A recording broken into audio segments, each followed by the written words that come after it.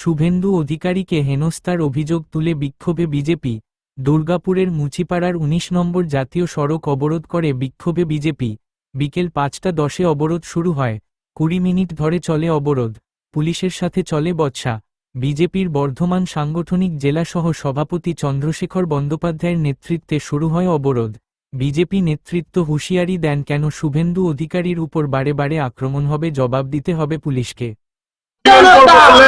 আগুন জ্বালিয়ে কেন?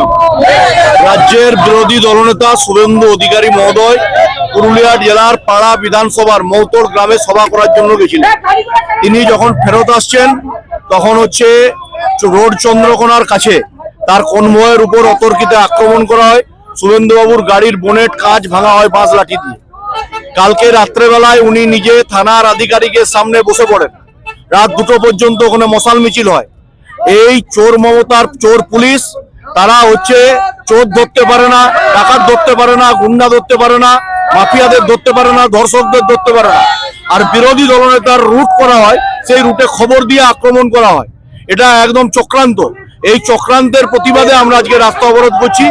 এবং পরিষ্কার কথা ইডি যখন মমতা ব্যানার্জিকে কয়লা তদন্তের জন্য তার ভোট কুশলী সংস্থা আইপ্যাক এর দপ্তরে রেড করতে যাচ্ছে, মুখ্যমন্ত্রী নিজে ফাইল চুরি করতে যাচ্ছেন।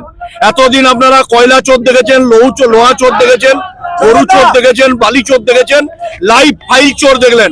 ফাইল চোর মুখ্যমন্ত্রী, তিনি ফাইল চুরি করতে যাচ্ছেন আর বিরোধী দলনেতার উপর আক্রমণ হচ্ছে।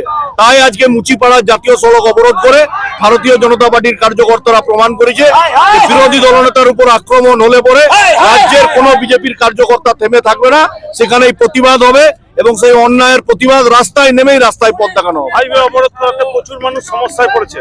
দেখুন, হাইওয়ে যদি সমস্যায় পড়েছে, মানুষের কাছে আমরা ক্ষমা চেয়ে নেবো, কিন্তু আগের দিন দেখেছি ফাইল চোর মমতাকে ইডি গ্রেপ্তার করতে যাচ্ছে, যখন ইডি তদন্ত করতে যাচ্ছে, যখন রাজ্যের মন্ত্রী দুর্গাপুর পূর্বের বিধায়ক প্রদীপ মজুমদার তিনি ভিড়িঙ্গি মোড়ে টায়ার জ্বলিয়ে কেন রোড অবরোধ করছিলেন?